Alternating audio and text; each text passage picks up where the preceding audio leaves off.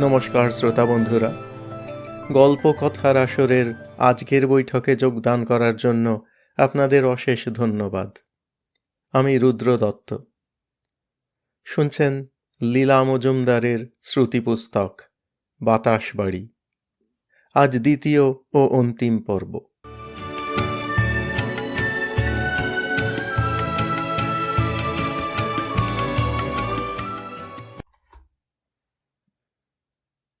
বড়লামা উঠে পড়ে এক দুধাপ চড়ে আর একটু করে থেমে পাদ্রির দিকে তাকায়। তারপর বলল, মাল মশলা দিয়েছিল না আরও কিছু? বলি, রোদ দিয়েছিল, বুদ্ধি দিয়েছিল। বাতাস বাড়ির গা পড়ে না, রোদে গরম হয় না, এমনি হালকা যে বাতাসে ভেসে থাকে। যেখানে বাতাস নেই অত উপরে ওঠে না বাতাস বাড়ি। কেমন দিব্যি আলো হাওয়ায় ভরা বড় বড় কামরাগুলো, ঠান্ডাও নয় গরমও নয়, ঠিক যেমনটি হওয়া উচিত। তেল লাগে না, কয়লা লাগে না, বিজলি লাগে না। মাথার উপরে রোদ ধরবার কল বসানো, তার তেজেই কাজ হয়। দিনে রাতে রেডিও শোনা যায়। বলি, ও পাদ্রি, জলে ভেজে না, রোদে পড়ে না, হিমে জমে যায় না সেই বাতাস বাড়ি যা দিয়ে তৈরি, সে কি তোমার থুম্বার লোকেরা জুগিয়েছিল নাকি? পাদ্রি বিরক্ত হয়ে বলল, জিনিস তৈরি করতে যে সব উপকরণ লেগেছিল সেগুলো থুম্বার লোকেদের বই কি? বড় লামা এমনি অবাক হয়ে গেল যে ধপ করে কেঠো ধাপের সরু জায়গায় বসে পড়ল। রেগে মেগে কি যেন বলতে যাচ্ছিল, হঠাৎ কানের কাছে একটা শব্দ হলো, ঠুক ঠুক ঠং। লাল ঘাড়, ঝুঁটি মাথা, পাটকিলে রঙের এক কাঠঠোকরা গাছের গায়ে কাজ থামিয়ে অবাক হয়ে ওদের দিকে চেয়ে রইল। বড় লামা উঠে পড়ে বলল, আরেক বাঁক ওঠা যাক, কারো কাজের সময় হল্লা করতে হয় না। বলি, ও পাদ্রি, ওই পাখির ঠোঁটের জোর জোগালো কে? মাথায় কে বুদ্ধি দিল? পাদ্রি বলল, বনের দেবতা ছাড়া আবার কে? ওরে তোরা সেই গানটা কর দেখি, এ জায়গাটা গির্জা হয়ে যাক। বড় লামা বড় বেশি কথা বলে। ওরা 12 জন অমনি উঠে দাঁড়িয়ে যে যার জামার হাতায় নাক মুছে গান ধরল। বনদেবতা নড়ে চড়ে, শুকনো পাতা ঝরে পড়ে, কচি পাতায় কলি ধরায়, গুটি ভরায়, আঠা ঝরায়। গান শুনে শিউরে উঠে কানে হাত দিয়ে বড় লামা বলল, থাম থাম, আমিও তাই বলছিলাম। মাটির নিচে জিনিস থাকে, বাতাসে জিনিস উড়ে বেড়ায়, জলের মধ্যে ভেসে বেড়ায়, বনের গাছে ডালে গজায়, সেসব জিনিস কি থুম্বার লোকদের নাকি তোমার নাকি আমার? তুমিও বড় বেশি কথা বলো পাদ্রি, গানটাও খুব বাজে। ওরকম নাকি সুরে আবার গান গায় নাকি? জেঠি, ঠুলি, পম্পা, কাঞ্চি বেজায় রেগে গেল। আমাদের নাকে সর্দি, তাই নাকি সুরে গাইব না তো কি করব? ভালো করে খেতে পেলে পাখির মতো গলা বেরুবে। বড় লামা বলল, তোদের কি খাওয়া ছাড়া আর কথা নেই? আর কি অন্য কিছুর তোদের দরকার নেই? বাহাদুর বলল, ছোট ভাইয়ের একজোড়া জুতোর দরকার। ঠুলি বলল, পম্পাকে তার নতুন মা ঘরে শুতে দেয় না, ছাগলদের সঙ্গে ছাউনিতে শোয়। যদিও ছাগলরা খুব গরম, তবুও ওর একটা কম্বল দরকার। নরবু বলল, আমার দাদুর কোট ছিঁড়ে গেছে। শুনে বড় লামা তো অবাক। বলি, কি খাবি, কি পরবি, কোথায় শুবি, এছাড়া কি তোদের মুখে কথা নেই? ওসব কি আবার একটা দরকার নাকি? পাদ্রি নরম গলায় বলল, আহা, পেটে খেলে পিঠে সয়, আগে ওসব দরকার মেটাও, তারপর না হয় কানের মধ্যে অচেনা গান শুনবে। বড় লামা এমনি আঁতকে উঠল যে ওরা 3-4 জন সড়সড় করে পিছলে 3-4 ধাপ নেমে গেল। অমনি চেঁ ভ্যাঁ। বড় লামা ভারী বেজার হয়ে উঠল। আহা হা, লাগলো নাকি? এক্ষুনি সেরে যাবে। আমার ওই পাকা বড়ি খেলে কারো কাটা ছেঁড়া ঘা পাকবার জো নেই, অসুখ করার উপায় নেই, পেট কামড়াবে না, চোঁয়া ঢেকুর উঠবে না, খিদে মিটে যাবে। যেই না শোনা, ওরা সব ডুকরে কেঁদে উঠল, আমরা খিদে চাই, পেট কামড়ানি চাই, গলায় মাছের কাঁটা ফোটা চাই। বড় লামা ব্যস্ত হয়ে উঠল, আরে চুপ চুপ, একবার বাতাস বাড়িতে পৌঁছলে পর সব হবে। পম্পা বলল, মামনিকে দেখবো? হ্যাঁ রে হ্যাঁ, তোর মামনি তোদের মূলোর ঘন্ট, কাঁচা আলু বোখরার অম্বল আর ভুনি খিচুড়ি রেঁধে দেবে। তাই তো তোদের বগলে পোঁটলা দিয়েছি, ওর মধ্যে মূলো টুলো আছে। এখন চুপ কর দেখিনি। পাদ্রি কেমন চুপ করেছিল, হঠাৎ বলল, দেখ দেখ। ওরা চেয়ে দেখে আকাশের 3 দিকে বরফের পাহাড় ঘিরে এসেছে, তাতে রোদ লেগে ঝিকমিক করছে।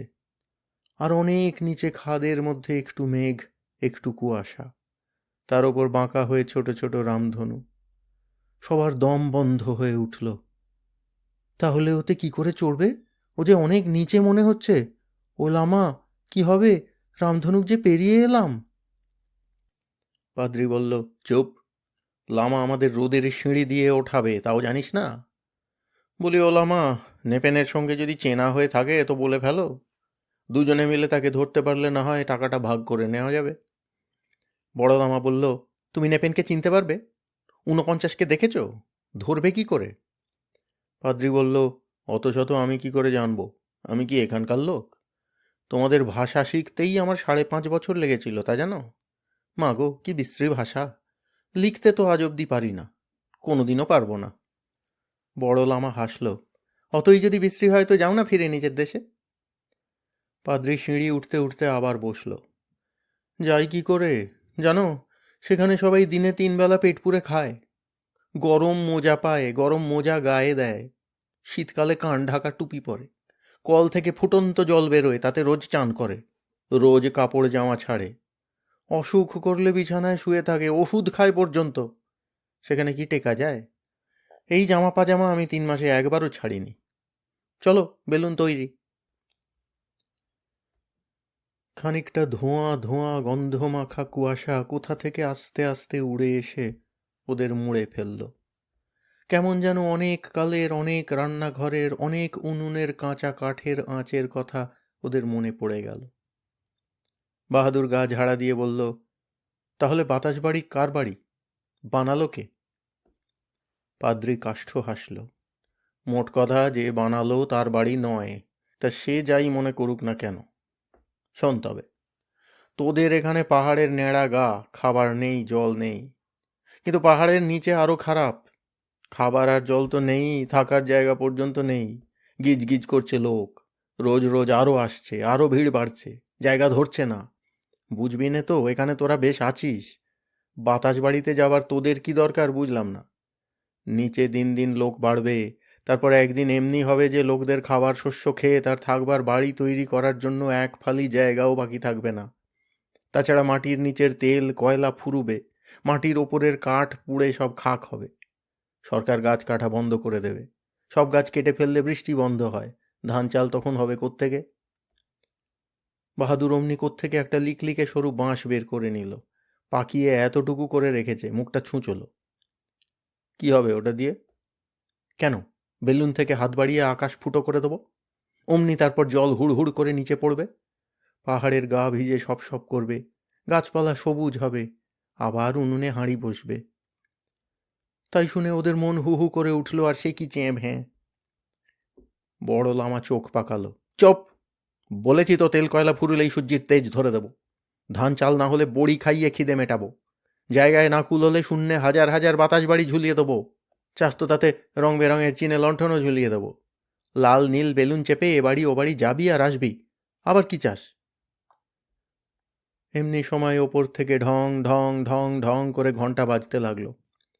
বড় লামা লাফিয়ে উঠল, চল চল, প্ল্যাটফর্মে বেলুন লেগেছে, বাতাস বাড়ি খুঁজবি চল। অমনি সব হাউ মাউ থেমে গেল। ওরা সবাই এক বাক্যে বলে উঠল, বাতাস বাড়িটা হারালো কি করে, তা তো বললে না লামা। শুনে পাদ্রির সে কি হাসি। বাতাস বাড়ির হারানোর কথা ওকে কেন, আমাকে জিজ্ঞেস করো, সে এক অদ্ভুত ব্যাপার। তবে শোনো।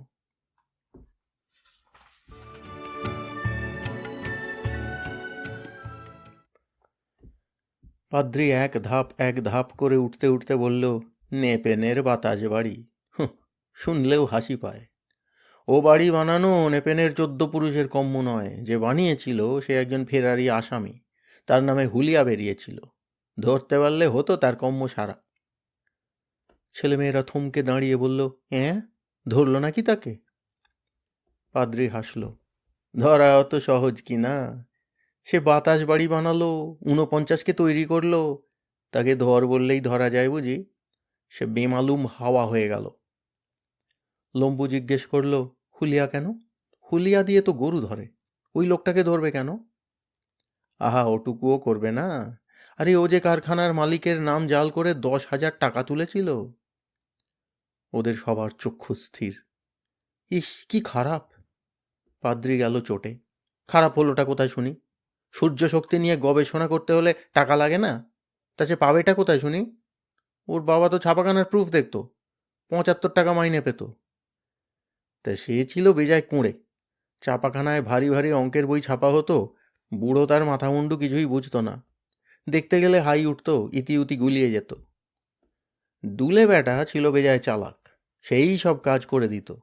প্রুফ দেখতো আর একটু একটু করে সব শিখে ফেলতো। ওই সব অঙ্ক দিয়েই যন্ত্রের সাহায্যে বড় বড় কোম্পানির হিসেব কষা হয়। দুলে বেটা 10 বছরে সব শিখে টিকে সারা। তারপর সে কারখানায় চাকরি নিল। পাদ্রি থেমে একবার লামার দিকে তাকালো। লামা বলল, হুম। পদম বলল, কারখানায় কি হতো পাদ্রি? ঠুলি বলল, কি আবার হবে, বোতলে সোটা বড়া হতো নিশ্চয়ই। পাদ্রি বলল, তোরা তো আচ্ছা মুখ্যু দেখি, বোতলে সোটা ভরবে কেন? হিসেব করার যন্ত্র হতো, তাকে বলে কম্পিউটার। তার খোপের মধ্যে অঙ্ক পুরে দিয়ে কল টিপলেই তার ঠিক ঠিক উত্তর বেরিয়ে আসে। কষ্ট করে কাউকে কষতেও হয় না, ভুলও হয় না। ওরা তো অবাক। বাহাদুর বলল, সব অঙ্ক? নামতা, গুণ, ভাগও? সব সব। তারপর শোন কি হলো। দুলে সেই যন্ত্রে স্ক্রু আঁটার, তেল ঢালার কাজ করত, আর খুঁটিয়ে খুঁটিয়ে দেখে শুনে সব শিখে ফেলত। কোথায় ঘাটতি, কোথায় গলদ, কিছুই ওর চোখ এড়িয়ে যেত না। অথচ কারিগরদের কিছু বলতে গেলে তারা তেড়িয়া হয়ে উঠত। দুলে ভাবত, কিছু টাকা পেলে এমনি সব যন্ত্র বানাই যাতে করে পৃথিবীর সব দুঃখ কষ্ট দূর হয়ে যায়। সূর্য ডোবার সময় দুলে কারখানার দোরে তালা আটকে সিঁড়িতে বসে আকাশে রঙের খেলা দেখত। প্রথমে বেগনি, নীল, সোনালি, তারপর তাতে লালচে রং ধরত, বেগনি হতো ছাই, তারপর লাল যেত মিলিয়ে, তখন আকাশ জুড়ে ফিকে ধূসর রং। মালিকের বইয়ের ঘর ঝাড়ে দুলে। ঝাড়তে ঝাড়তে সূর্য শক্তির কথা পড়ে নিত। খালি ভাবত, লক্ষ লক্ষ বছর ধরে রোজ শুধু আকাশের রং বদলিয়ে তারপর সূর্য শক্তি যায় কোথায়? বইতে আছে, শক্তি কখনো ফুরিয়ে যায় না, কেবলই বদলায়, কেবলই অন্য চেহারা নেয়, শেষ হয় না। ওগুলোকে ধরে কাজে লাগালে কি ভালোই না হতো। ছেলে মেয়েগুলো পাদ্রির কথার মাথামুন্ডু কিছুই বোঝে না। কাঞ্চি ভারিককে চালে বলল, কাদের ধরবে, সূর্যের রথ টানা 7 ঘোড়াকে নাকি? পাদ্রি লামাকে জিজ্ঞেস করল, তুমি কি বলো লামা? লামা ভাঙা গলায় ধমক দিল, তুমি বড় বেশি কথা বলো পাদ্রি। পাদ্রি সে কথার উত্তর না দিয়ে বলল, হে যাই হোক, মালিকের নাম জাল করে টাকা তুলে দুলে গায়েব হলো। কাঞ্চি বলল, কি করে নাম জাল করলো? ওর হাতের লেখা কি মালিকের মতোই ছিল? আহা, বলছি না, সে কম্পিউটারের কাজ করত। কম্পিউটার এমনি ভালো যন্ত্র যে তাকে যা শেখানো যায় তাই করে, তোদের মতো নয়। সে এমনি খাসা নাম জাল করে দিল যে দুলের 14 পুরুষের সাধ্যি ছিল না। শুনে ওরা সত্যি অবাক হয়ে গেল। হ্যাঁ, দুলের 14 পুরুষও বেঁচে ছিল নাকি? পাদ্রি ভারী বিরক্ত হলো। পদম তাড়াতাড়ি কথা ঘুরোবার জন্য বলল, কম্পিউটারটা কীরকম দেখতে ছিল? কেমন আবার দেখতে হবে, একটা যন্ত্র, মানুষের মতো। ওপরে একটা ছোট্ট স্টিলের বাক্স, সেটা মাথা, তাতে কাচের লেন্স, সেগুলো চোখ, একটা খাঁজ কাটা, সেটা মুখ। প্রশ্নের উত্তর বেরোবার সময় মুখটা হাঁ হয়ে যায়, জিভটা বেরিয়ে আসে, আর তার উপর থাকে ছোট্ট একটা চিরকুটে ছাপার হরপে লেখা উত্তরটি। বলেছি না খাসা জিনিস। মাথার নিচে চ্যাপ্টা 4 কোনা ধড়, যন্ত্রপাতিতে ঠাসা, দুপাশে দুটো স্টিলের হাত, দিব্যি গাঁট গোঁট আঙুল দেওয়া, তাই দিয়ে কত কাজ করতে পারে। নিচে দুটো ওই রকম ঠ্যাং, তবে চলতে টলতে পারে না। বাহাদুর জিজ্ঞেস করল, কেন চলতে পারে না? আহা, তাহলে পালিয়ে যাবে না? সারাদিন অঙ্ক কষতে কি খুব ভালো লাগে? কান আছে, শুনতে পায়? নিশ্চয়ই নিশ্চয়ই, না শুনলে উত্তর দেবে কি করে? এবার শোন তো, বোঝাই যাচ্ছে দুলের চেয়েও ঢের ভালো করে কম্পিউটার নাম জাল করেছিল। আরে দুলের হাতের লেখা তো দুলে ছাড়া আর কেউ পড়তেই পারে না। দুলে নিজেই সবসময় পারে না, তাই নিয়ে পরে ভোগান্তির একশেষ হয়েছিল। আঁকড়ি মুকড়ি দেওয়া দুলের নোট বইয়ের কেউ মাথামুন্ডু বোঝেনি। সে যাগ্গে, দুলের ওই বিকট চেহারার কম্পিউটার পছন্দও হতো না। তাছাড়া তার নিজের একটা বিশেষ রকম যন্ত্র তৈরি করা চাই, তার জন্য টাকার দরকার ছিল। ঠুলি বলল, ইস বেচারা, তাও আমাদেরও তো টাকার দরকার। টাকা পেলে আমরা দুধ কিনে, চিনি কিনে চুমুক দিয়ে খাই। বাকিরা দোকানে হাত দিল, বলিস নে বলিস নে। লোভ লাগে। পাদ্রী বলল, তাহলে ওই করো, দুলের গল্প থাক। না না, বলো বলো। ততক্ষণে ওরা অনেকগুলো ধাপ উঠে পড়েছে। মাথার উপর প্ল্যাটফর্ম দেখা যাচ্ছে। পাদ্রী বলল, ছদ্মবেশ ধরে দুলে নেপেনের বাড়িতে রান্নার কাজ নিল। কি খারাপ রাঁধতো সে, আর কি বলবো, মুখে দেয় সাদ্দিকার। বড় লামা ফিক করে হেসে বলল, বেটাকে মেরে তাড়িয়ে দিত না কেন? পাদ্রী তো অবাক। উমা, তাড়াবে আবার কি? নেপেন তো সবে পাশ দিয়ে থুম্বার বাতাসি কোম্পানিতে চাকরি নিয়েছিল। সে জানতই বা কি আর বুঝতই বা কি? দুলে নিত্য নতুন যন্ত্র বানাতো, নেপেন সেগুলোকে নিজের বলে চালাতো, আর নাম কিনতো আর মাইনে বাড়তো। শেষ পর্যন্ত আর সইতে না পেরে নেপেনই রাঁধা বাড়া করা ধরল। আর দুলে খাবার বড়ি বানালো, ৪৯-এর নকশা বানালো, বাতাস বাড়ির নকশা বানালো। যখন চোরাই পয়সা কড়ি গেল ফুরিয়ে, নেপেন ওকে কোম্পানির টাকা বের করে দিত। নকশা দেখে ৪৯ তৈরি হলো, বাতাস বাড়ি তৈরি হলো। দুলের স্বাদ মিটল। তারপর তারপর আর কি? নেপেনের রান্নাঘরে উনুনে সূর্য শক্তি দিয়ে কী সব জিনিস দুলে তৈরি করতো, সে যদি তোরা দেখতিস! সে একবার চোখে দেখলেও তোদের সব দুঃখ ঘুচে যেত। সে জিনিস পড়ে না, ছেঁড়ে না, ইচ্ছে মতো রং বদলায়, বাড়ে কমে। দুলে বলতো, এবার পৃথিবীর সব দুঃখ কষ্ট ঘুচিয়ে দেবো নেপেন।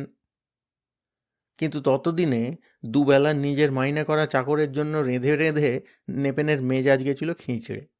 জিনিসপত্রগুলো তৈরি হয়ে গেছে, দুলের নোট বইতে প্রস্তুত প্রণালী লেখা আছে। এবার দুলেকে ঝেড়ে ফেলতে পারলে নেপেন বাঁচে। সবাই জানে ৪৯, বাতাস বাড়ি সব নেপেনের হাতেই তৈরি। দুলে ওর ওয়ার্থলেস মশালচি। বড় লামা আবার বলল, ফেললো না কেন ঝেড়ে? ল্যাঠা চুকে যেত। পাদ্রী রেগে গেল।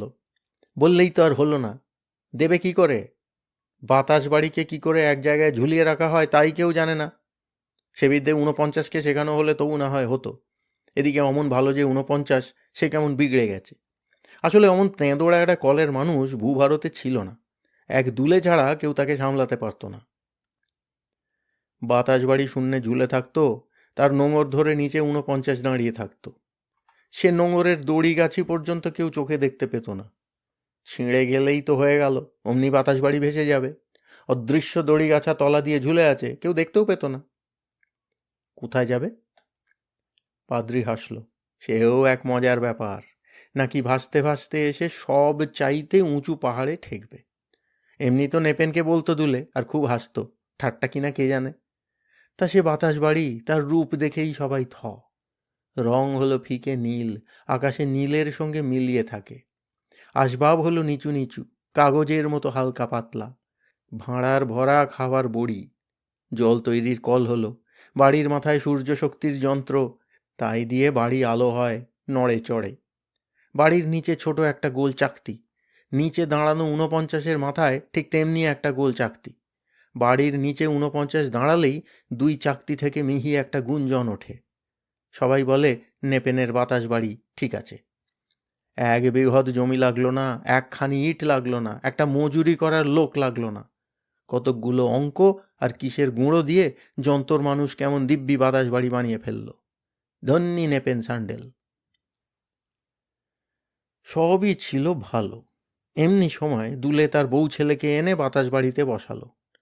নেপেন দেখলে যে সর্বনাশ, এবার হয়তো দুলে তার ছেলেকে সব শিখিয়ে দেবে। তাহলে নেপেন দাঁড়াবে কোথায়? এমনিতেই তো আজকাল নেপেন যদি বাতাস বাড়িতে ওঠার নাইলনের সিঁড়িতে পা দিতে যায়, দুলে অমনি বলে, উঠেছ কি? এই রইল, আমি চললাম। বড় লামা এই অবধি শুনে বলল, বাহ বাহ, বেশ গল্প ফাঁদলে পাদ্রী। বলি, এত কথা জানলে কি করে? পাদ্রী হাসল। তা জানবো না লামা, আমি যে পাশ করা গোয়েন্দা, আমার সব জায়গায় চোখ কান। তবে একবার বাতাস বাড়িটা খুঁজে দিতে পারলেই ৫,০০০ টাকা পাবো। ব্যাস, গোয়েন্দাগিরি ছেড়ে দিয়ে ভূত গুমফাটা কিনে ফেলে একটা টোল বসাবো। এগুলো বড় মুখ্যু। তাই শুনে মুখ্যুগুলো মহা চেঁচামেচি লাগিয়ে দিল। হোক মুখ্যু, বলো তারপর কি হলো? চেষ্টা প্ল্যাটফর্মে একবার উঠে পড়লে হয়তো আর সময় হবে না। একটা দীর্ঘ নিঃশ্বাস ছেড়ে পাদ্রী বলল, তারপর ৪৯ গেল বিগড়ে। দুলে কেউ মানতে চায় না। বাতাস বাড়ির তলা থেকে মাঝে মাঝে সরে যায়। বাতাস বাড়ি পাখির মতো ধড়ফড় করে। দুলে আবার তাই দেখে হাসে। নেপেন রেগে মেগে 49কে ঠেলে ঠিক জায়গাটিতে আনবার চেষ্টা করলে ওকে খিঁচে দেয়, পা মারিয়ে দেয়, ঠেলে ফেলে দেয়। তারপর সেই সর্বনাশের দিনটি এলো। 49-এর সঙ্গে দুলের মারামারি হলো। 49 দিল দুলেকে টেনে এক ঘুষি। ঘুষি খেয়ে দুলে তক্ষুনি হাত পা এলিয়ে মুচ্ছ গেল। নেপেন ছুটে এলো, তারপর জল রে, হাত পাখা রে। অনেক কষ্টে দুলে যখন চোখ মেলে চাইল, ততক্ষণে 49 হাওয়া হয়ে গেছে। মাথার ওপর থেকে বাতাস বাড়িয়েও দুলের বউ, ছেলে, পোষা বিল্লি আর মুনিয়া পাখি নিয়ে কোথায় ভেসে গেছে। সেই স্তকা আজ পর্যন্ত তাদের কোনো পাত্তা পাওয়া যায়নি। পাদ্রি থামলে ওরা বলল, তারপর তারপর তারপর নেপেন ভাবল, যা হবার তা হয়ে গেছে। 49 গেছে, বাতাস বাড়ি গেছে, কিন্তু দুলে তো আছে। তাকে দিয়ে আবার ওসব বানানো যাবে, না হয় আরও কিছুদিন দেরি হবে। দুলের নামে হুলিয়া আছে, সে নেপেনকে ছেড়ে যাবে কোথায়? অমনি নেপেন তাকে ধরিয়ে দেবে না বুঝি? সে রাত্রে দুলেকে ধরাধরি করে নেপেনের ঘরে শোয়ানো হলো। নেপেন বিরক্ত হয়ে রান্নাঘরে বিছানা পাতল। ভোরবেলা গায়ে ঠান্ডা হাওয়া লাগাতে উঠে দেখে দুলে কখন ফেরার হয়ে গেছে। নেপেনের মাথায় আকাশ ভেঙে পড়ল। কোম্পানি তো দুলেকে চেনে না, তারা জানে নেপেনই সব বানিয়েছে, এবার তাকেই ধরবে। সঙ্গে সঙ্গে নেপেনও হাওয়া হয়ে গেল। সেদিন থেকে না 49, না দুলে, না বাতাস বাড়ি, না নেপেন, কারো খোঁজ পাওয়া যায়নি। অথচ 49 নাকি নিজে হাঁটতে পারে না, গড়িয়ে চলতে পারে, তাতে আর কত দূর যাওয়া যায়? কোম্পানি বিজ্ঞাপন দিয়েছে, তাদের অনেক টাকার জিনিস ওই 49 আর বাতাস বাড়ি। যে খুঁজে দিতে পারবে বা নেপেনকে ধরে দিতে পারবে, সে 5,000 টাকা পাবে। তাই সবাই খুঁজে বেড়াচ্ছে। অনেকে বলে নেপেনও খুঁজে খুঁজে হয়রান হয়েছে। এখনো বলো লামা, তুমি কি জানো? বড় লামা বলল, এই রে, প্ল্যাটফর্মে পৌঁছে গেছি।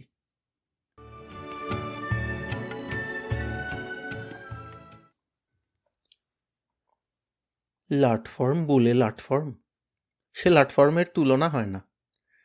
তার চারদিক ঘিরে পাহাড় যেন ঝরে পড়েছে।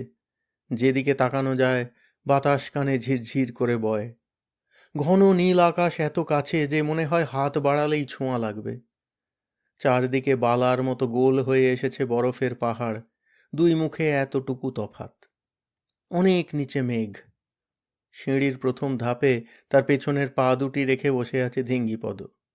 টিকটিকির গায়ের মতো মোলায়েম গা সিঁড়ির প্রায় সবটা জুড়ে বসে আছে। ওদের বুক ঢিপ ঢিপ করতে লাগলো। পাদ্রি তখন বড়ল আমাকে বলল, বলি, আর কেন? এখুনি তো বেলুনে চড়া আর মাটির সঙ্গে সম্পর্ক ছাড়া। এবার মুখের কুলুপ খোলো, নেপেনের কথা বলো। বড় লামা বলল, কেন, নেপেন তোমাকে পাঠায়নি? পাদ্রি কাষ্ঠ হাসল। আমল যা, বলি, নেপেনই যদি পাঠাবে তবে তাকে খুঁজে বেড়াচ্ছি কেন? তবে কি, তবে কি, তুমি কি সে? বড় লামা হো হো করে হাসতে হাসতে বসে পড়ল। এই বুদ্ধি নিয়ে তুমি গোয়েন্দাগিরি করো পাদ্রি? বলি, ধিঙ্গিপদ বানাবে ওই নেপেন, শেষটা এই রকম বুঝলে? নিজের নাম শুনে ধিঙ্গিপদ 2 ধাপ নেমে বসল। সিঁড়ি দুলতে লাগলো, তেল টুপটুপ ঝাউ গাছ দুলতে লাগলো। সিঁড়ির কাঠের ঘষা লেগে ছাল ছাড়িয়ে ধূপ ধুনোর মতো মিষ্টি গন্ধ বেরুলো। কাঞ্চি ঠুলি লক্ষ্মী বুক ভরে নিঃশ্বাস নিয়ে বলল, আহা, গুম্ফায় বুঝি ধূপকাঠি জেলে রেখেছে পাদ্রি? পম্পা বলল, তা নয়, স্বর্গে আমার মামুনি ধূপ জেলে পুজো করছে, এ তারই গন্ধ। বড় লামা কেমন যেন হকচকিয়ে গেল। কথা ঘোরাবার জন্য বলল, ওই দেখ বেলুন। সে বেলুনের কথা বলা যায় না। নীলে নীল, রূপলিতে রূপলি, যেন খানিকটা ঘন নীল আকাশে হঠাৎ বুদবুদ ফুটছে আর তার গায়ে মেঘ লেগেছে। বেলুনের নিচে রেশমি দোলনা, চারদিকে রূপালি বেড়া, যাতে কেউ না পড়ে।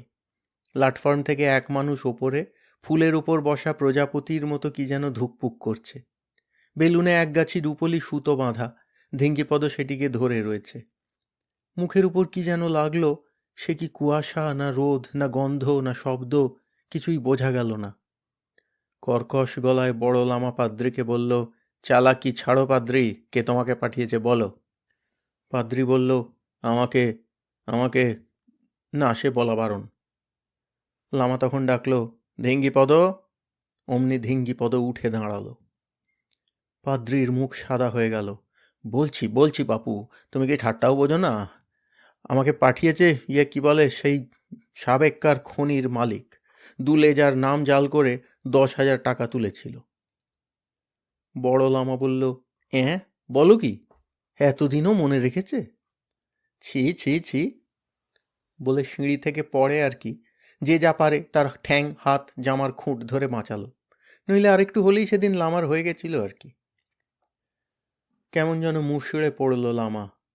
কপাল চাপড়ে বলল, অথচ অথচ এই 3.5 বছরে তাকে 3-4-12 হাজার টাকা পাঠানো হয়েছে। নাম জালের টাকা সুদ শুদ্ধ আদায় হয়ে গেছে। লোকটাকে দেখে মনে হতো ভালো, সে যে এমন নেমোখারামি করবে। বড় লামা তাজ্জব বনে গেল। পাদ্রি বেজায় অপ্রস্তুত। দেখো, তার সঙ্গে আমার 3.5 বছর দেখা হয়নি। ইতিমধ্যে যখন টাকাটা শোধই হয়ে গেছে, তখন আর ভাবনা কিসের? এই বলে পকেট থেকে একটা নীল রঙের ফরমায়েশি কাগজ বের করে কুচি কুচি করে ছিঁড়ে ফেলে দিল। কাগজের টুকরোগুলো বরফের কুচির মতো বাতাসে ঘুরতে ঘুরতে নাচতে নাচতে চারদিকে উড়ে চলল। লামা বড় ব্যস্ত হয়ে উঠল। ও কি করলে পাদ্রি? আর কি ও তোমাকে টাকা দেবে? তোমার এই 3.5 বছরের খাটুনি যে পণ্ড হলো, এখন তোমার চলবেটা কি করে তাই বলো? পাদ্রি হাসল।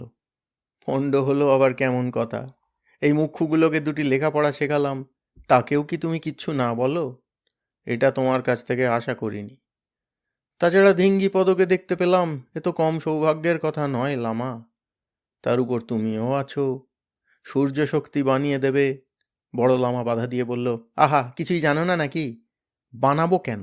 তৈরি হয়েই তো আছে। আমি শুধু চাকতি দিয়ে ধরে প্রথমে হাঁড়ায় ভরব, তারপর। এই বলে লামা একটু মুচকি হাসল। পাদ্রি চটে গেল। তারপর আবার কি? তারপর কি হলো? তারপর কি করবে তাই বলো? কি আবার করব? মশলা দিয়ে রঙের আমসত্ত্ব বানিয়ে তার পরতে পরতে আলোর শক্তি জমিয়ে রাখব। অমনি ছেলে মেয়েগুলো উঠে দাঁড়িয়ে জামার হাতায় নাক মুছে গান ধরল, সূর্যি বড় ভালা জগৎ কইল আলা। বড় লামা শিউরে উঠে দোকানে হাত দিল। এই কি তোদের গান গাইবার সময় হলো? আমার কথা শোন। মাটির তলার তেল কয়লা এই ফুরুলো বলে বড় জোর আর 20 বছর। নতুন খনি পায়ও যদি, না হয় ধর 40 বছর, নিদেন 80 বছরই ধরলাম। তারপর সব শুকিয়ে শেষ হয়ে ঝুনো নারকোল হয়ে যাবে। অমনি ওরা চেয়ে ভ্যাঁ লাগিয়ে দিল, কি হবে লামা?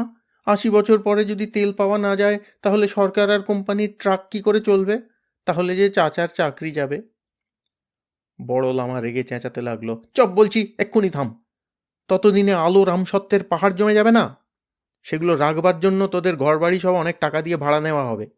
তোদের অর্ধেক দুঃখ ঘুচে যাবে। এবার খুশি তো? ওরা ওর মুখ চাওয়াচাওয়ি করে বলল, আমাদের ঘরে যদি আমসত্ত্বই থাকে, তাহলে আমরা শোবো কোথায়? রাতে যে আমাদের ঘুম পায়। লামা বলল, কি জ্বালা! বলি, বাতাস বাড়িটা কি কিচ্ছু নয়?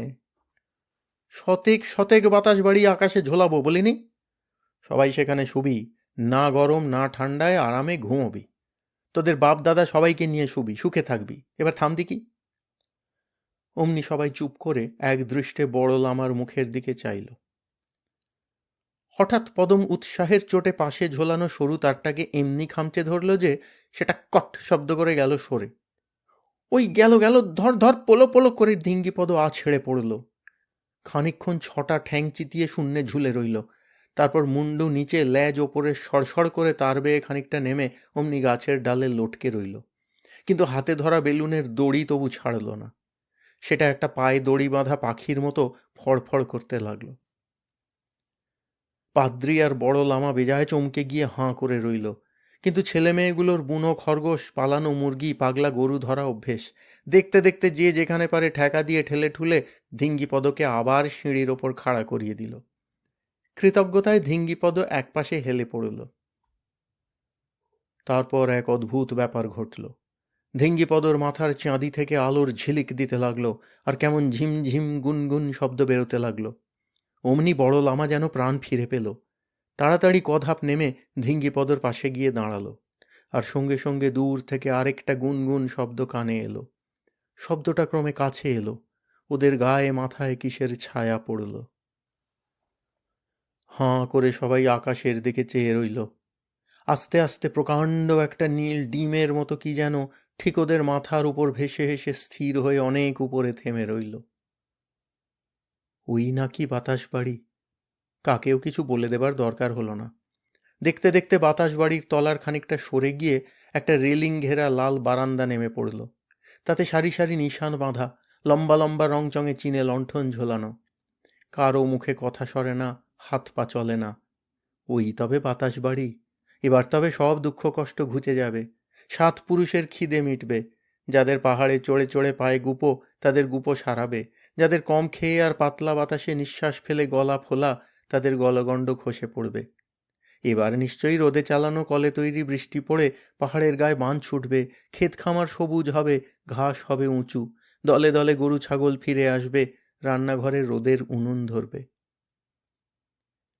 কারো মুখে কথা নেই, চোখ দিয়ে শুধু টসটস করে জল পড়তে লাগলো। পাদ্রী একবার কি যেন বলতে চেষ্টা করলো, খানিকটা গবর গবর শব্দ বেরুলো।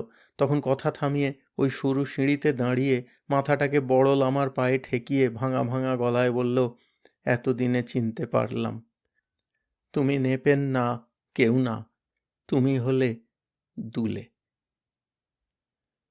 বড় লামা শুধু বার 2 ঢোক গিলল।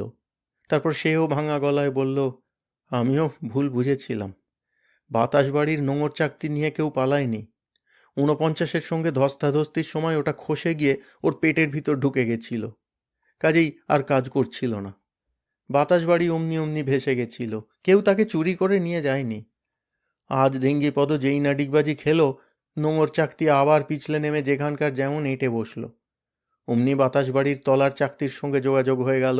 গুনগুন করে উঠল, ও পাদ্রী, তুমি তো সবই জানো। পাদ্রী এতক্ষণ হাঁ করে সব শুনছিল। এবার অনেক কষ্টে সে বলল, চাকতি তো ছিল 49-এর পেটে, তা সে ধিঙ্গিপদ পেল কি করে? ধিঙ্গিপদ তাহলে কে? বড় লামা কাষ্ঠ হাসল। কে নয়, কারা। আমার ডায়েরিটা ফেলে এসেছিলাম, সেটা ভালো করে পড়লে আগেই বুঝতে যে 49 কোথায় গেল। পাদ্রী বিরক্ত হয়ে পকেট থেকে রংচটা ছোট একটা কালো খাতা বের করে বলল, পড়ব কি? এমন বিশ্রী হাতের লেখা তোমার কেউ পড়তে পারে নাকি?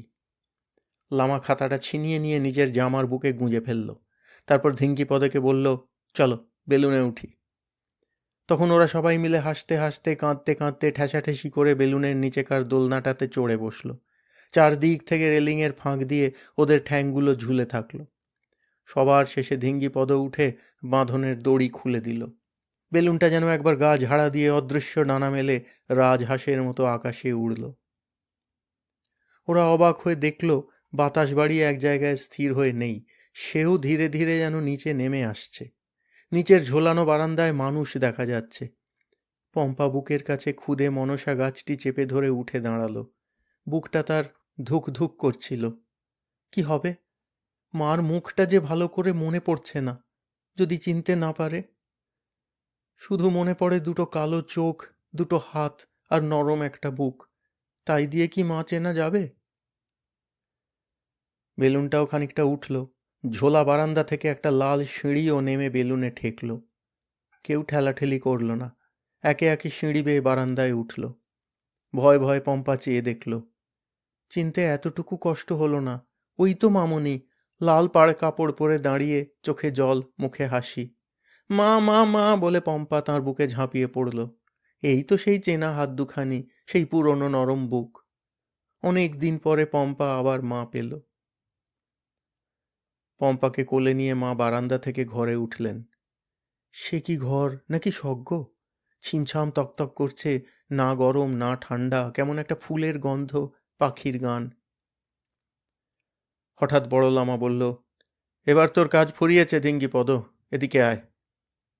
ধিঙ্গিপদ সামনে এসে পেছনের হাঁটু মুড়ে বসে পড়ল। বড় লামা তার 2 কান ধরে দিল কষে টান। পড়পড় করে ধিঙ্গিপদর ছাল ছাড়িয়ে এলো। ভিতর থেকে বেরুলো 2টো মানুষ, অর্থাৎ একটা মানুষ আর একটা 49। সবাই থ। পাদ্রী মুচ্ছ গেল।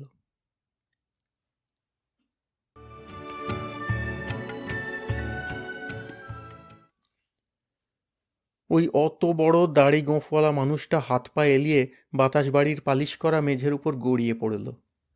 ঠুস করে একটু শব্দ হলো। বাতাস বাড়িতে শব্দবন্ধের কল ছিল, সব আওয়াজ মিঠে শোনাত। চোখ দুটো কপালে তুলে পাদ্রি চিৎপাত হয়ে পড়ে রইল। ছেলে মেয়েগুলো ক্যাও ম্যাও করে কেঁদে উঠল। ও কি, মরে গেল নাকি? ও পাদ্রি, তুমি চান করলে না, খেলে না, কোথায় গেলে? এই তো সজ্ঞ, আবার কোথায় যাবে? তখন ধিঙ্গিপদর তলার আধখানা তড়বড় করে এগিয়ে এসে বলল, উফ, বাঁচলাম। কাজ না করে করে হাতে পায়ে খিল ধরে গেছিল, এবার একে চাঙ্গা করে তোলা যাক।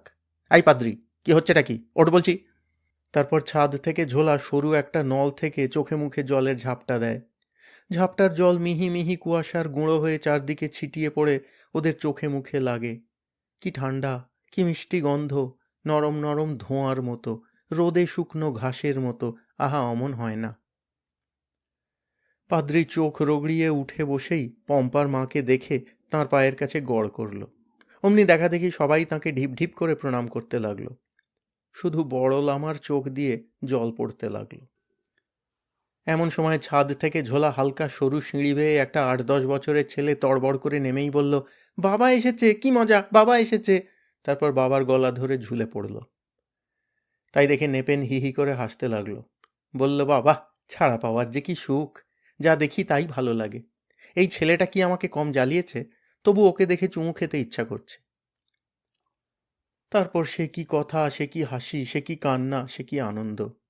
পম্পা একবারও মার কোল থেকে নামল না। লামার ছেলেটা বলল, যা, তোকে মার অর্ধেকটা দিয়ে দিলাম। যা বকে আমাকে জোর করে চান করায়, খাওয়ায়। ব্যাঙের ছাতার বাগান দেখবি? তো ছাদের তলার ঘরে চল। পম্পা ছাড়া সবাই গেল। যন্ত্র দিয়ে ঘেরা সে কি ঘর, সে কি ব্যাঙের ছাতার বাগান! কত চেহারা, কত রং, কেমন সোঁদা গন্ধ! বেছে বেছে তাই তুলল ছেলেটা। ওদের বলল, আমার নাম কানু, আমাকে কানু কা বলে ডাকবি। চল, মা কেমন ব্যাঙের ছাতা রাঁধে দেখবি, চল। ব্যাঙের ছাতার ঘরে রোদ আসে না, রোদ এলে বাগান হয় না। তারই পাশে ফুল ও তরকারির ঘর, সেখানে রোদ না এলে ফুল ফল ধরে না। দেখে শুনে ওরা তাজ্জব বনে গেল। নিচে নেমে দেখল নেপেন মায়ের সঙ্গে রাঁধা বাড়া প্রায় শেষ করে এনেছে। সবাই তাই দেখে থ। পাদ্রি বলল, বলিনি, দুলেদার জন্য রেঁধে রেঁধে নেপেন হাত পাকিয়েছিল। নেপেন কাষ্ঠ হাসি হেসে বলল, লামার বাড়িতেও হেড কুক কে ছিল? ঘরের কোণে দেয়ালে ঠেস দিয়ে বসেছিল 49। তার মুখ থেকে ফুট করে কার্ড বেরুলো, তাতে লেখা, নেপেন সান্ডেল, নেপেন সান্ডেল, সবার সেরা নেপেন সান্ডেল। লামা নেপেনকে বলল, ধিঙ্গিপদর পেটের মধ্যে টোল খুলেছিলে দেখছি। নেপেন 49-এর মুখের দিকে তাকিয়ে জিজ্ঞেস করল, কাজ ফুরুলে কি হয়? খুট করে 49-এর মুখ থেকে আরেকটা কার্ড বেরুলো, তাতে লেখা, কাজ ফুরলে ছুটি হয়, 49 ঘুমিয়ে রয়। তখন হাসতে হাসতে কাঁদতে কাঁদতে ঝোলা থেকে স্ক্রুড্রাইভার বের করে বড় লামা 49-এর মাথার চাকতিটি খুলে নিল। বলল, এটি কিছু থুমবার বাতাসি কোম্পানির সম্পত্তি নয় নেপেন। তুমি তো জানো, এটা আমার জান দিয়ে, প্রাণ দিয়ে আর তোমার মাইনের টাকা দিয়ে বানিয়েছিলাম। বাকি যা কিছু বাতাসি কোম্পানিকে ফিরিয়ে দিও, পাদ্রি 5,000 টাকা পাবে। পাদ্রির তখনও হাঁটুর খিল ছাড়েনি। সে কাঁপা কাঁপা গলায় বলল, টাকা? কিসের টাকা? কাগজ ছিঁড়ে ফেলেছি, মালিক টাকা দেবেও না, আমি চাইও না। আর কেন লজ্জা দাও লামা? লামা হাসল, তবে কি ভূত গুম্ফার টোল বিনি পয়সায় হবে পাদ্রি? তা হয় না। তুমি বাতাস বাড়ি খুঁজে দিলে, 49-কে পাইয়ে দিলে, তুমিও কোম্পানির 5,000 টাকা পাবে, আর নেপেনের নাম থেকে হুলিয়াও উঠে যাবে। তুমি যেও পাদ্রি। পাদ্রি বলল, নেপেন যাক, আমার ওদের ভালো লাগে না। ওরা টেবিলে খায়, রোজ কাপড় ছাড়ে, ঘড়ি দেখে। লামা বলল, তা হোক, ওদের জিনিস ওদের পাইয়ে দিয়ে তুমি টাকা নিয়ে চলে এসো। কি করে পাইয়ে দেব? তাদের এখানে আনবো? তাই শুনে ছেলে মেয়েগুলো শিউরে উঠে কানে হাত দিল। উমা, নানা, তারা হয়তো রোজ চান করে। নেপেন বলল, একটা কথা বলি লামা, আমি বাতাস বাড়ি পৌঁছতে গেলে আমায় হয়তো ফাটকে দেবে, নিদেন থানায় ধরে নিয়ে গিয়ে 5 কথা জিজ্ঞেস করবে। তাহলে আমি নিশ্চয় মরে যাব। আমি 49-কে নিয়ে বাতাস বাড়ি চালিয়ে বাতাসি কোম্পানির বদ্রিদ্বীপে রেখে আসি। সঙ্গে সঙ্গে পাদ্রি থুমবাতে খবর দিক, ওরা ওদের জিনিস নিয়ে যাক, পাদ্রিকে তার পাওনার কড়ি দিয়ে দিক। পাদ্রি ফিরে এসে ভূত গুম্ফায় টোল বসাক। লামা ঢোক গিলে বলল, আর তুমি?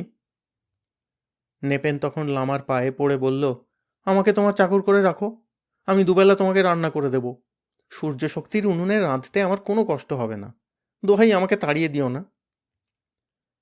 ঠিক তখন হাঁড়ি হাতে এগিয়ে এসে পম্পা কানুর মা বললেন, তা তো হয় না বাছা, রাঁধা বাড়া আমি করব, তোমার অন্য কাজ আছে। সূর্য শক্তির কর্মশালা চালাতে হবে না? বৃষ্টি করতে হবে, জল তৈরি হবে, উনুন হবে, বাতি হবে, ইস্ত্রি হবে, ঘরকন্নার সব কাজ করবার যন্ত্রপাতি বানাতে হবে না? সেসব কি উনি একা করবেন? বড় লামা অবাক হয়ে থপ করে যেখানে চেয়ার নেই সেখানেই বসে পড়ল। থুপ করে একটু শব্দ হলো। সূর্য শক্তি দিয়ে তৈরি ঘরের মাঝে একটুখানি ফুলে উঠে লামাকে বসতে দিল। লামা বলল, তো তুমি এত জানলে কি করে? পম্পা কানুর মা বললেন, আমি জানবো না তো জানবে কে? 3.5 বছর ধরে ওই সব দিয়ে পরখ করেছি, তোমার লেখা নোট বই পড়ে পড়ে সব শিখেছি। কানুকেও নোট বই থেকে অ আ শিখিয়েছি, কানু এখন লেখাপড়া জানে। বড় লামা বলল, তোমরা আমার হাতের লেখা পড়তে পারো? পারি বই কি, কি সুন্দর হাতের লেখা! যা কিছু গোপন কথা লেখো না কেন, আমরা ছাড়া আর কেউ পড়তে পারবে না। কি ভালো বলো দেখিনি। ওরে তোরা খাবি আয়। অমনি ধপাধপ যে যেখানে ছিল বসে পড়ল। হাতে হাতে মা ওদের থালায় করে গরম গরম খিচুড়ি, মূলোর ঘন্ট আর ডিমের ডালনা ঢেলে দিলেন। সবাই বলল, উট পাখির ডিম ছাড়া এত বড় ডিম কারো হয় না।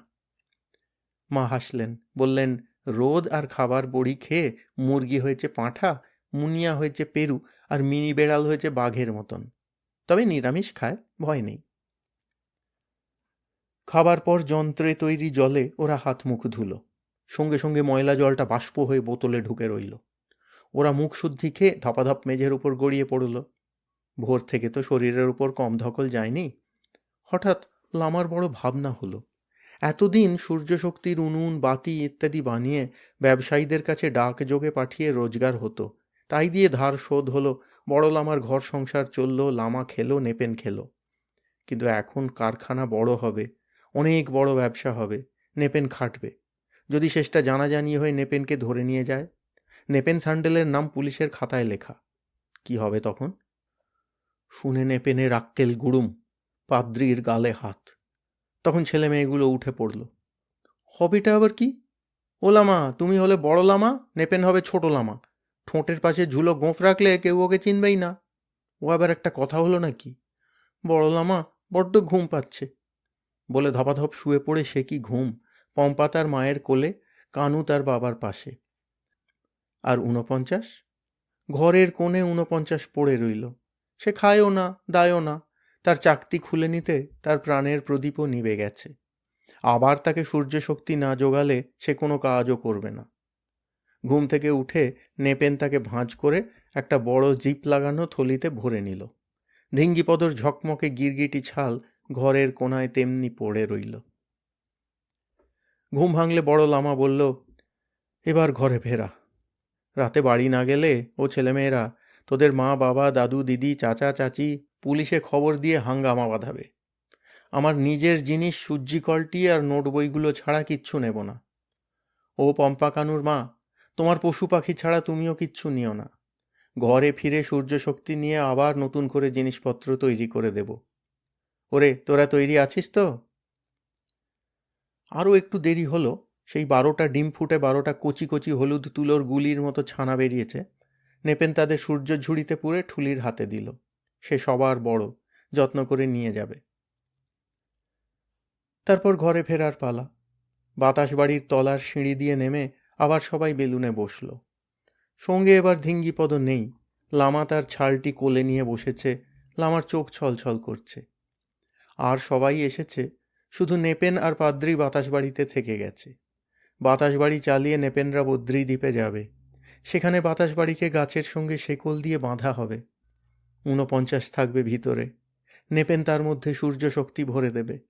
তারপর পাদ্রি থুম বাগিয়ে খবর দেবে। বাতাসি কোম্পানির লোকদের আসতে দেখলেই নেপেন হাঁটা পথে বদ্রীদ্বীপের অন্য মাথায় বটতলায় অপেক্ষা করবে। বাতাসি কোম্পানি জিনিস বুঝে পাদ্রিকে টাকা দিয়ে বিদায় করলে সে গিয়ে নেপেনের সঙ্গে জুটবে। তারপর দুজনে লখনা ফিরে এসে চিরকাল সুখে থাকবে। পাদ্রি আসল কথা ভেঙে বলবে না, ওরা ভাববে ঘুরতে ঘুরতে পাদ্রি বুঝি বাতাস বাড়ি খুঁজে পেয়েছে। তারপর 49কে নিয়ে ওরা বুঝবে ঠেলা। বড় লামা বলেছে তার জন্য কাউকে মাথা ঘামাতে হবে না, কারণ লামা যে বিদ্যে ওর মধ্যে ভরেছে তার বেশি কিছু করার ওর সাধ্যি নেই। তাই শুনে নেপেন বলল, বাড়তি ওই যেটুকু আমি শিখিয়েছি, ছড়া গাঁথতে, জিভ ভেঙাতে আর বক দেখাতে।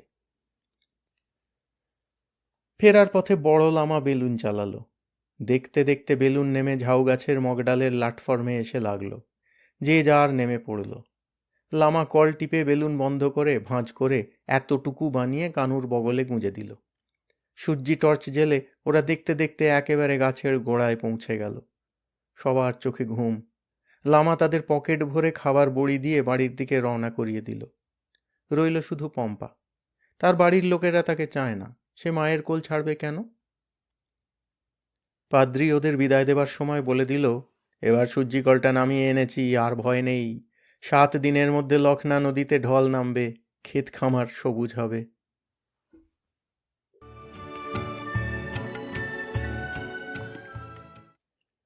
বেলুনে বসে ওপর দিকে তাকিয়ে ওরা কাঁদতে কাঁদতে দেখছিল বাতাস বাড়ির নিচের সিঁড়ি আর দোলনা উঠে গেল, বাতাস বাড়ির তলার দরজা বন্ধ হয়ে গেল, নিশান চিনে লণ্ঠন ভিতরে ঢুকে গেল।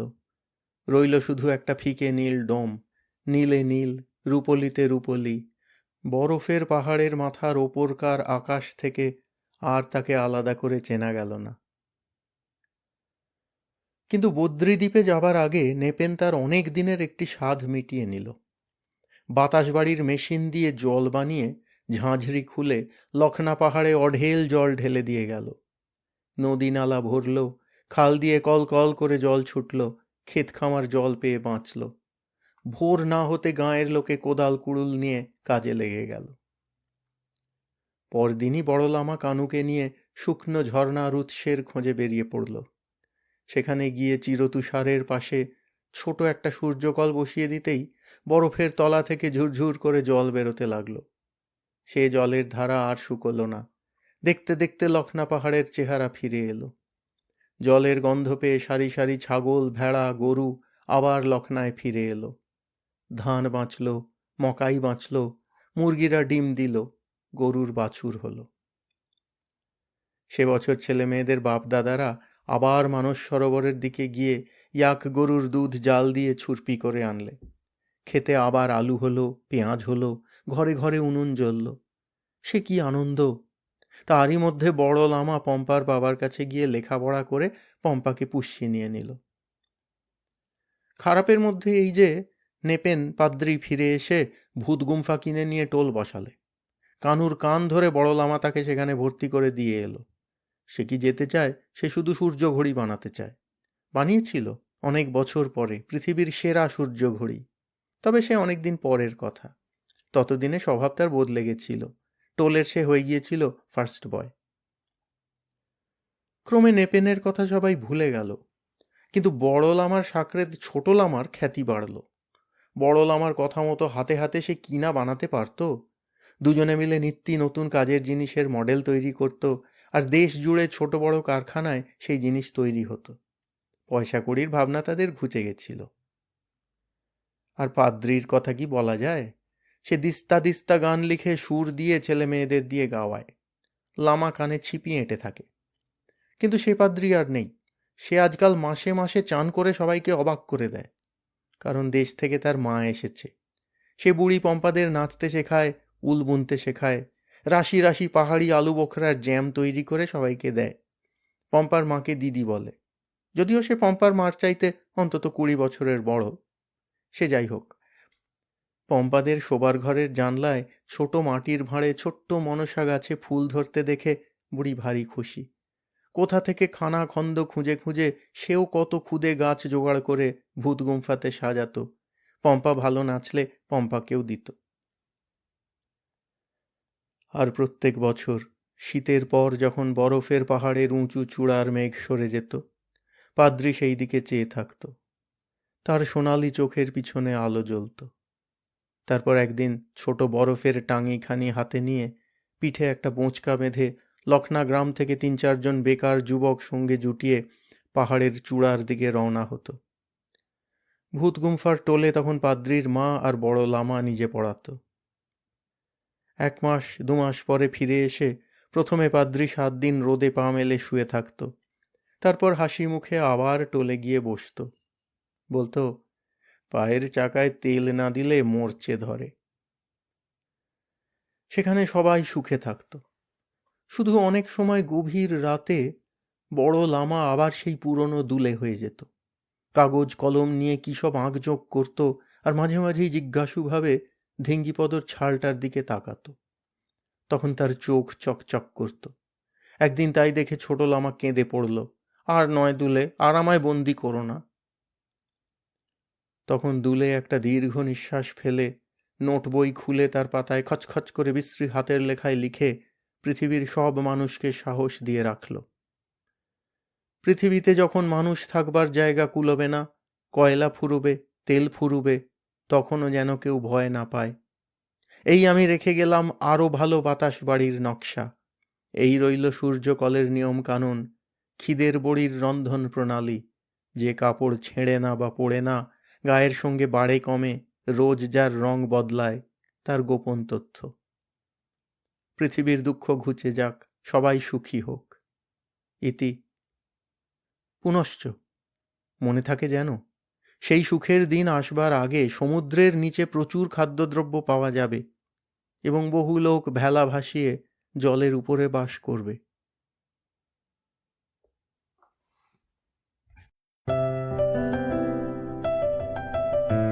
আপনাদের মতামত আমাদের জানাতে ভুলবেন না কিন্তু শ্রোতা বন্ধুরা। আমাদের ওয়েবসাইট golpokothar.asor.org, GOLPOKOTHARASOR.org।